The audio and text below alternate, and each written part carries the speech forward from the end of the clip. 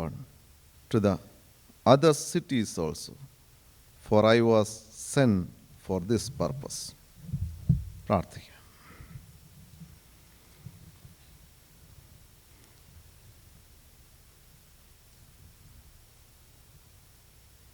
ഞങ്ങളുടെ ദൈവമേ, വചനത്തിൻ്റെ മുമ്പിൽ ഞങ്ങളിരിക്കുമ്പോൾ ഹൃദ്യമായി ഞങ്ങളോട് ഇടപെടണം. ഞങ്ങൾ കർത്താവെ അങ്ങയെ കാണാൻ, അങ്ങയെ കേൾക്കാൻ, അങ്ങയുടെ വിളി ശ്രദ്ധിച്ച് ജീവിതത്തെ സമർപ്പിപ്പാൻ ഇന്നത്തെ ആരാധനയിൽ ഞങ്ങളെ മുഖാന്തരമാക്കണമേ. അതിനാവശ്യമായ ദൈവിക ആലോചന തന്ന് ഞങ്ങളെ അവിടുന്ന് പരിപാലിക്കണമേ. കർത്താവെ, ഞങ്ങളുടെ ബലഹീനമായ ജീവിതത്തിൻ്റെ സാഹചര്യങ്ങളെ കർത്താവ് അറിയുന്നതിനാ സ്തോത്രം.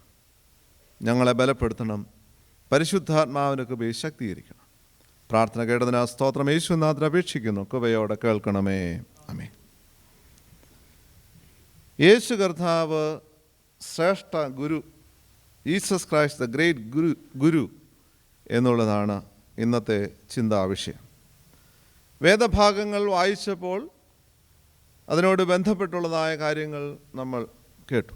പ്രബോധനത്തെക്കുറിച്ചും ഉപദേശത്തെക്കുറിച്ചും പ്രസംഗത്തെക്കുറിച്ചുമൊക്കെ നമ്മൾ കേട്ടു. We are living in a world of informations. Lot of informations are available. ധാരാളം അറിവുകളുണ്ട്. ആവശ്യത്തിലും അധികം അറിവുകളാണ്. പ്രായത്തിന് അതീതമായ അറിവുകളുമാണ് ലഭ്യമായിക്കൊണ്ടിരിക്കുന്നത്. എന്തിനെക്കുറിച്ചും ഏതിനെക്കുറിച്ചും അറിയുവാനുള്ള സാധ്യത നമ്മുടെ മുമ്പിലുണ്ട്. എല്ലാം വിരൽത്തുമ്പിൽ ലഭിക്കുന്നതായ ഒരു കാലഘട്ടത്തിലാണ് നമ്മൾ ജീവിക്കുന്നത്. എന്ത് വേണമെങ്കിലും ഗൂഗിളിൽ സെർച്ച് ചെയ്താൽ മതി, ഉത്തരം അല്ലെങ്കിൽ ഇൻഫർമേഷൻസ് ഉടനടി ലഭ്യമാകുകയാണ്. പണ്ട് ഒരുപക്ഷെ അച്ഛന്മാർക്കും ഉപദേശിമാർക്കും പ്രസംഗിക്കാൻ വലിയ പ്രശ്നമില്ലായിരുന്നു. ഇപ്പോൾ ധൈര്യക്കുറവാണ്. കാരണം ഐപാഡും ഐഫോണും ആൻഡ്രോയിഡും 4Gയും എല്ലാം കയ്യിലിരിക്കുന്നത് കൊണ്ട് പറയുന്ന കാര്യങ്ങൾ ശരിയാണോ എന്ന് നോക്കാൻ വളരെ വേഗമാണ്. ഞാനൊരു പ്രെയർ മീറ്റിങ്ങിൽ സംബന്ധിച്ചപ്പോൾ ഞാനൊരാളുടെ കാര്യം പ്രസംഗത്തിൽ ഉദാഹരണമായി പരാമർശിച്ചു. ചരിത്രത്തിലുണ്ടായിരുന്ന ഒരാളാണ്. പേര് കേട്ട് ഞാൻ സംസാരിച്ചുകൊണ്ട് അദ്ദേഹത്തെക്കുറിച്ച് പറഞ്ഞുകൊണ്ടിരുന്നപ്പോൾ എൻ്റെ അടുത്തിരുന്ന അങ്കിളിൻ്റെ ഫോണിൽ ആ ആളിൻ്റെ പേര് ഞാൻ കേട്ടു. ഞാൻ പറഞ്ഞപ്പോൾ തന്നെ അങ്കിൾ ടൈപ്പ് ചെയ്ത് ആ ആളുടെ പേര് ടൈപ്പ് ചെയ്താണ്. ഉടനെ ഫോൺ ശബ്ദിക്കുകയാണ്. ഞാൻ പറയാൻ ശ്രമിച്ചത്, അറിവുകൾ ധാരാളമുണ്ട്, അതിനുള്ള സാധ്യതകൾ വളരെയാണ്. എന്നാൽ അറിവുകൾ ജ്ഞാനമായി മാറുന്നില്ല. എല്ലാ അറിവുകളും ജ്ഞാനമല്ല. Knowledge is not wisdom. അറിവുണ്ടായതുകൊണ്ട് ഒരുവന് ജ്ഞാനം ഉണ്ടാകണം എന്നും അർത്ഥമില്ല. അറിവുകളെ സാംശീകരിച്ച് ദൈവത്തോട് ചേർന്ന് അതിനെ നമ്മുടെ ഇന്നത്തെ ജീവിതവുമായി നമ്മുടെ നിയോഗവുമായി ട്രാൻസ്ലേറ്റ് ചെയ്യുമ്പോഴാണ് അത് ജ്ഞാനമായി മാറുന്നത്. വേദപുസ്തകം നമ്മെ പഠിപ്പിക്കുന്ന വിസ്ഡം കംസ് ഫ്രം എബവ്. അതിൻ്റെ സോഴ്സ് എന്ന് പറയുന്നത് ദൈവമാണ്. ഉയരത്തിൽ നിന്നാണ് അതിൻ്റെ ഉറവിടം. യാക്കോബ് അപ്പോസ്തലൻ പറയുന്നുണ്ട്, ഒരുവന് ജ്ഞാനം കുറവാണെങ്കിൽ ഔദാര്യമായി തരുന്ന പിതാവിനോട് അപേക്ഷിക്കാനായിട്ട് പറയുന്നുണ്ട്. അവൻ അത് നൽകും എന്നുള്ളതും ഓർമ്മപ്പെടുത്തുന്നുണ്ട്. പഴയ പശ്ചാത്തലത്തിൽ ശലോമോൻ രാജസ്ഥാനം ഏൽക്കുമ്പോൾ ദൈവത്തോട് പ്രാർത്ഥിക്കുന്നുണ്ട്, ജ്ഞാനവും വിവേകവുമുള്ള ഒരു ഹൃദയത്തെ തരണമേ എന്ന് പ്രാർത്ഥിക്കുന്നുണ്ട്. അവിടെ നമ്മൾ മനസ്സിലാക്കുന്നുണ്ട്, ജ്ഞാനവും വിവേകവുമുള്ള ഒരു ഹൃദയം ദൈവം അവന് ദാനം ചെയ്യുന്നു എന്നും നമ്മൾ കാണുന്നുണ്ട്. അതുകൊണ്ട് ദൈവത്തിൽ നിന്ന് പ്രാപിക്കാനായിട്ട് കഴിയുന്ന, ദൈവവുമായുള്ള ബന്ധത്തിൽ നമുക്ക് സ്വായത്തമാക്കാൻ കഴിയുന്ന ഒന്നാണ് ജ്ഞാനം എന്ന് പറയുന്നത്. അതുകൊണ്ട് നമുക്ക് ലഭ്യമാകുന്ന ഇൻഫർമേഷൻസ്, ലഭ്യമായിട്ടുള്ള നോളജ്, ഇത് ദൈവവുമായുള്ള ബന്ധത്തിൽ നമുക്ക് സാംശീകരിച്ച് ജീവിതത്തെ ക്രമപ്പെടുത്താനും ജീവിതത്തിൻ്റെ അനുഭവങ്ങളിലേക്ക് അതിനെ രൂപാന്തരപ്പെടുത്തുവാനായിട്ട് നമുക്ക് സാധ്യമായി തീരണം. നമുക്ക് ആവശ്യമായിരിക്കുന്നതായ ചില ജ്ഞാനം, അറിവ്, ബോധങ്ങൾ ഉണ്ട്. ഒന്ന് ദൈവത്തെക്കുറിച്ചുള്ളതായ ബോധമാണ്, അണ്ടർസ്റ്റാൻഡിങ് അബൌട്ട് ഗോഡ്. ആരാണ് ദൈവം? Who is God? ദൈവത്തെക്കുറിച്ചുള്ളതായ ബോധം. ദൈവം എനിക്കാരാണ്? ദൈവം ആരാണ്? ദൈവം എനിക്കാരാണ്? ഇതിനെക്കുറിച്ചുള്ളതായ വ്യക്തത ഏറ്റവും ആവശ്യമാണ്. യേശു കർത്താവ് ഫിലിപ്പിൻ്റെ കൈസരിൽ വെച്ച് ശിഷ്യന്മാരോട് ചോദിക്കുന്നുണ്ട്, who do people say that I am? ജനങ്ങൾ എന്നെ ആരെന്ന് പറയുന്നു? അവർ പറഞ്ഞു, John the Baptist, Jeremiah, Elijah, one of the prophets. പല ഉത്തരങ്ങൾ പറയുന്നുവെന്ന് നമ്മൾ കാണുന്നുണ്ട്. യേശുവിനെ പരിചയപ്പെടുത്തുന്ന പല രീതികൾ നമ്മൾക്കറിയാം. ഗലീലക്കാരെന്ന് പറയുന്നു, നസ്രായൻ എന്ന് പറയുന്നു, പല രീതിയിൽ യേശുവിനെ പരിചയപ്പെടുത്തുന്നുണ്ട്. പത്രോസ് എന്നാൽ കർത്താവ് വീണ്ടും ചോദിക്കുന്നുണ്ട്, നിങ്ങൾ എന്നെ ആരെന്ന് പറയുന്നു? അപ്പോൾ പത്രോസ് പറയുന്നുണ്ട്, ഇത് നീ ദൈവത്തിൻ്റെ പുത്രനായ, ജീവനുള്ള ദൈവത്തിൻ്റെ പുത്രനായ ക്രിസ്തുവാണ് എന്ന് പറയുന്നത്. You are the Christ, the son of living God എന്ന് പറയുന്നു. അതിന് കർത്താവ് നൽകുന്നതായ മറുപടി ശ്രദ്ധേയമാണ്. കർത്താവ് പറയുന്നു, ഈ പറഞ്ഞത് നീയല്ല, സ്വർഗസ്ഥനായ എൻ്റെ പിതാവ് നിനക്ക് വെളിപ്പെടുത്തി തന്നതാണ് എന്ന് പറയുന്നുണ്ട്. അതുകൊണ്ട് ജ്ഞാനമെന്ന് പറയുന്നത് നമുക്ക് ആർജിക്കാൻ കഴിയുന്നതായ ഒന്നല്ല. ദൈവവുമായുള്ള ബന്ധത്തിൽ നമ്മൾ അനുഭവിക്കേണ്ടതായ, കണ്ടെത്തേണ്ടതായുള്ള ഒന്നാണ്. ദൈവം നമുക്ക് വെളിപ്പെടുത്തി തരുന്നതാണ് യഥാർത്ഥമായ ജ്ഞാനം എന്നുള്ളത് നമ്മെ ഓർപ്പിക്കുന്നു. അതുകൊണ്ട് ദൈവം ആരാണ് എന്നുള്ളത് ദൈവം നമുക്ക് തന്നെ വെളിപ്പെടുത്തി തരുന്നുണ്ട്. ജീവിതത്തിൻ്റെ അനുഭവങ്ങളിലൂടെ, സാഹചര്യങ്ങളിലൂടെ ദൈവം ആരാണ് എന്ന് നമ്മളെ ഓർപ്പിക്കാം. അതുകൊണ്ട് ദൈവ പൈതലിനെ സംബന്ധിച്ചോളം നമ്മുടെ പിതാവ് ആരാണ്, ദൈവം ആരാണ്, ഇത് ഓർക്കുവാനായിട്ട് നമുക്ക് കഴിയണം. രണ്ട്, നമുക്ക് നാം ആരാണെന്നുള്ളതായ വ്യക്തതയും ആവശ്യമാണ്. Understanding about oneself. നമ്മെക്കുറിച്ച് തന്നെ, ഒരുവനെക്കുറിച്ച് തന്നെ ഒരു ധാരണയുണ്ടാകേണ്ടത്, ഒരു ബോധമുണ്ടാകേണ്ടത്, ഒരു അറിവുണ്ടാകേണ്ടത് ആവശ്യമാണ്. Who am I? പല രീതിയിൽ നിങ്ങൾ ആരാണെന്ന് ചോദിച്ചാൽ പല രീതിയിൽ പരിചയപ്പെടുത്താം അല്ലേ? എന്നോട് ചോദിച്ചാൽ എനിക്ക് പറയാം ട്രിനിറ്റി പള്ളിയിലെ വികാരിയാണെന്ന് പറയാം, അല്ലെങ്കിൽ മാർത്തോമാ സഭയിൽ ഒരു അച്ഛനാണെന്ന് പറയാം, അല്ലെങ്കിൽ എൻ്റെ അപ്പൻ്റെയും അമ്മയുടെയും പേര് പറഞ്ഞിട്ട് അവരുടെ മകനാണെന്ന് പറയാം, അല്ലെ ജിജുലുവിൻ്റെ ഭർത്താവാണെന്ന് പറയാം. പല രീതിയിൽ പരിചയപ്പെടുത്താനായിട്ട് സാധിക്കും. ഒരുപക്ഷെ കുടുംബത്തിൽ അറിയപ്പെടുന്ന ആളുകളുടെ പേരിലോ ബന്ധങ്ങളുടെ പേരിലോ ഒക്കെ നമ്മൾ പരിചയപ്പെടുത്താനും ശ്രമിക്കാറുണ്ട്. എന്നാൽ ഒരു ദൈവ പൈതലിനെ സംബന്ധിച്ചോളം നമ്മൾ ആരാണ്? പറഞ്ഞതെല്ലാം ശരിയാണ്. എന്നാൽ as a child of God, who am I? അതുകൊണ്ട് ദൈവവുമായുള്ള ബന്ധത്തിൽ ഞാൻ ആരാണെന്നുള്ള തിരിച്ചറിവാണ് ജ്ഞാനത്തിലേക്ക് നമ്മെ നയിക്കുന്നതായുള്ളതെന്ന്. ഒരു യുവാവ് യേശുവിൻ്റെ അടുക്കൽ വരുന്നുണ്ടല്ലോ. അവൻ വരുമ്പോൾ അവൻ്റെ ചിന്ത, ഞാൻ യഹൂദന്മാരിലെ ഒരു പ്രമാണിയാണ്, നീതിപൂർവമായി നടക്കുന്ന ഒരുവനാണ്, കൽപ്പനകളെല്ലാം ആചരിക്കുന്നുണ്ട്, എല്ലാ കാര്യങ്ങളും ഭംഗിയായി ചെയ്യുന്നുണ്ട്.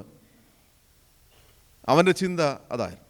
എന്നാൽ കർത്താവ് അവനോട് പറയുന്നുണ്ട്, നിനക്ക് ഒരു കുറവുണ്ട് എന്ന് അവനെ പഠിപ്പിക്കുന്നുണ്ട്. പരീശനും പ്രാർത്ഥിക്കാൻ പോകുമ്പോഴും തന്നെയാണ് പറയുന്നത്. പരീശൻ്റെ ചിന്ത ഞാൻ എന്തൊക്കെയോ ആണ് എന്നുള്ളതാണ്. ചുങ്കക്കാരൻ പറയുന്നത് ഞാൻ പാപിയാണ്. മനോഭാവങ്ങളിലുള്ളതായ വ്യത്യാസം. ലോകത്തിൻ്റെ മാനദണ്ഡത്തിനും ലോകത്തിൻ്റെ കാഴ്ചപ്പാടിനും അനുസരിച്ച് നാം ആരാണെന്ന് നമുക്ക് ചിന്തിക്കാനായിട്ട് ശ്രമിക്കാൻ സാധിക്കും.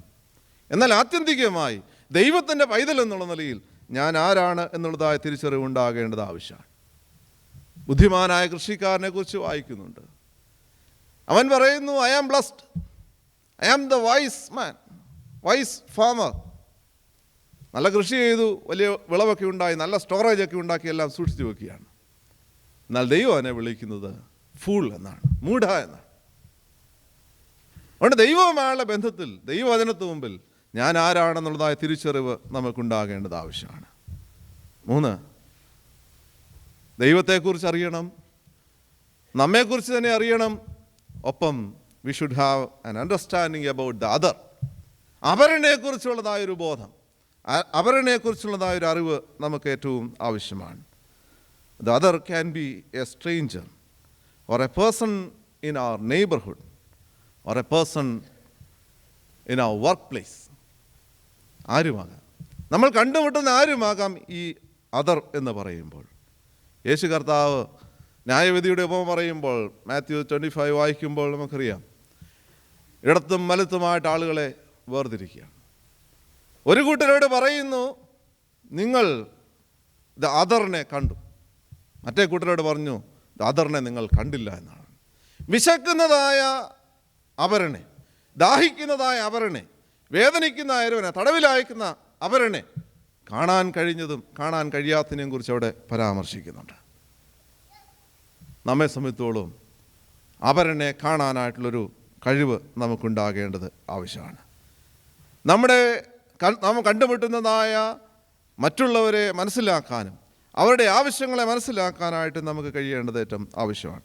ഇന്നത്തെ വേദഭാഗത്ത് 40-ാമത്തെ വേഴ്സ് 40 വായിക്കുമ്പോൾ അവിടെ പറയുന്നുണ്ട്, സൂര്യൻ അസ്തമിക്കുമ്പോൾ നാനാവ്യാധികൾ പിടിച്ച ദീനക്കാർ ഉള്ളവരൊക്കെയും അവരെ അവൻ്റെ അടുക്കൽ കൊണ്ടുവന്നു. അവൻ ഓരോരുത്തരുടെയും മേൽ കൈവച്ച് അവരെ സൗഖ്യമാക്കി എന്ന് പറയുന്നു. കർത്താവിൻ്റെ ശുശ്രൂഷയിലെല്ലാം നമ്മൾ കാണുന്നതാണ്. അവരന് വേണ്ടി ശുശ്രൂഷ ചെയ്യുകയാണ്, അവരന് വേണ്ടി ജീവിക്കുകയാണ്, അവരന് വേണ്ടി സ്വന്തം ജീവനെ ഹോമിക്കുന്നു എന്ന് നമ്മൾ കാണുന്നു. മറ്റുള്ളവരെ കുറിച്ചുള്ളതായ ഒരു അണ്ടർസ്റ്റാൻഡിങ് നമുക്ക് ഏറ്റവും ആവശ്യമാണ്. ചില നാളുകൾക്ക് മുമ്പ് മലയാള പത്രങ്ങളിൽ വന്നതായൊരു വാർത്തയുണ്ടായിരുന്നു. ആരുമില്ലാത്ത തങ്കപ്പനെ മനുഷ്യനാക്കിയ സിസ്റ്റർ എന്ന് പറഞ്ഞ് ഒരു കത്തോലിക്ക സഭയിൽ ഒരു സിസ്റ്ററിനെ കുറിച്ച് പറയുന്നുണ്ട്. വയനാട് ജില്ലയിലെ മാനന്തവാടിയിൽ തെരുവിൽ കഴിഞ്ഞിരുന്ന ഒരുവനാണ്. വളരെ വികൃതരൂപിയായി താടിയും മുടിയുമൊക്കെ വളർത്തി വിരൂപിയായി കഴിഞ്ഞിരുന്നതായ ഒരുവനാണ്. ഒരു ദിവസം ഈ സിസ്റ്റർ അദ്ദേഹത്തെ കണ്ടുമുട്ടിയപ്പോൾ സിസ്റ്റർ മഠത്തിൽ പോയിട്ട് തിരികെ വന്നിട്ട് ഈ മനുഷ്യനെ വിളിച്ചുകൊണ്ടുപോവുകയാണ്.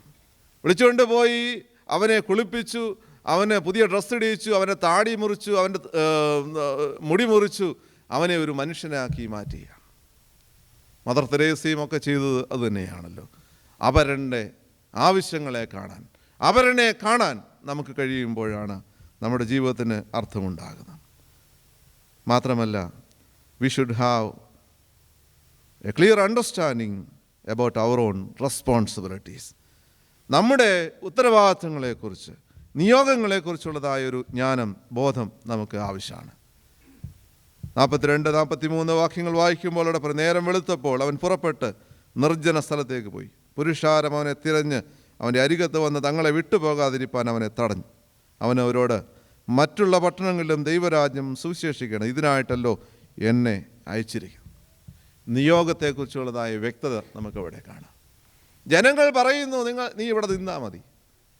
എന്നാൽ കർത്താവ് പറയുന്നു, ഇനിയും പോകണം, എനിക്ക് മറ്റ് പട്ടണങ്ങളിലും പ്രസംഗിക്കേണ്ടതായിട്ടുണ്ട് എന്ന് ഓർപ്പിക്കുകയാണ്. വിളി കേട്ടവരാണ്. നിയോഗങ്ങളെ പറഞ്ഞ് മറന്ന് പലപ്പോഴും ജീവിക്കാനായിട്ട് നമ്മൾ പരീക്ഷിതരായി തീർന്നിട്ടുണ്ട്. നിയോഗങ്ങളിൽ നിന്ന് വഴിമാറി സഞ്ചരിപ്പാൻ പലപ്പോഴും സാഹചര്യങ്ങൾ നമ്മെ സ്വാധീനിച്ചിട്ടുണ്ട്. നിയോഗങ്ങൾ ബോധപൂർവം ഒഴിവാക്കുവാനായിട്ട് ഒരുപക്ഷെ നമ്മൾ ശ്രമിച്ചിട്ടുണ്ട്. നല്ല ശമരിയൻ്റെ കഥ നമ്മൾ വായിക്കുന്നുണ്ട്.